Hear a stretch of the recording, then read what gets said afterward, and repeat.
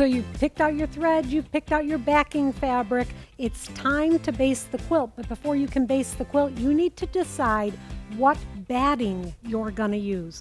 There's a lot of batting on the market, and you need to make an educated decision. And for the most part, I believe that you need to educate yourself. You need to pick the batting that you think you're going to use and make some samples of it until you know what is right for you and right for your quilt. I can tell you right now, my preference is going to be a natural batting. So this first sample that I want to show you, this is done, my friend Karen Giles is a long arm quilter. So she needs to know what kind of batting she's going to offer her customers. So she'll make little samples so that she can show the customer, this is what it feels like if you're going to choose this batting. So this is a single layer of wool batting. Now, wool battings are not all created equal.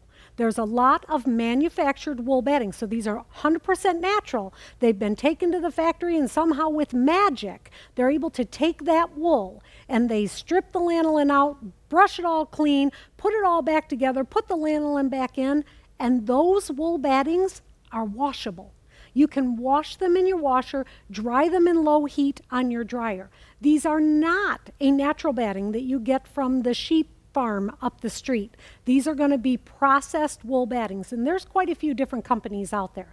So this one is a wool batting with a single layer. I love the wool batting when it comes to a bed quilt. It's going to give you just the right amount of loft. It drapes on the bed. It's just absolutely fabulous. This sample Karen made has 2 layers of wool.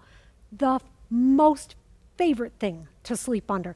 The weight is just perfect. It's breathable. I love the fluff that it has. It's just wonderful.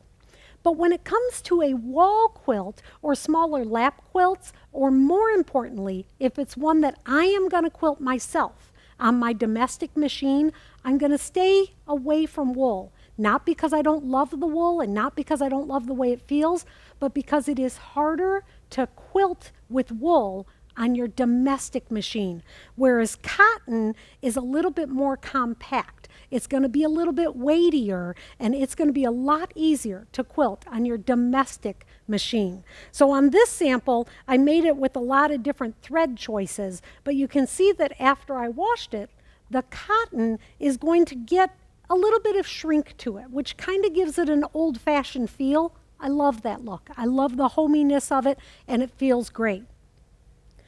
On these other samples, I did the same thing, but here I did not quilt these large sections.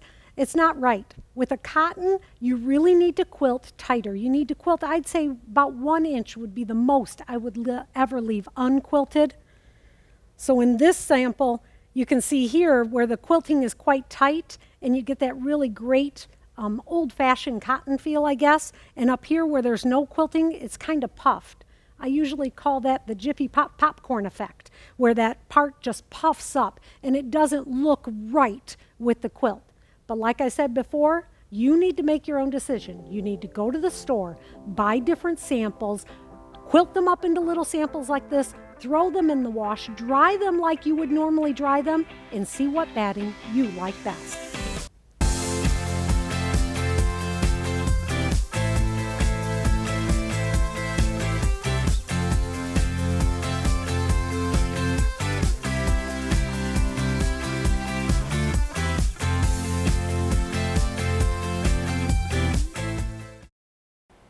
Thanks for watching. Make sure you subscribe to our channel. We wouldn't want you to miss a single show. Please share us with your friends and leave a comment. We would really love to hear from you.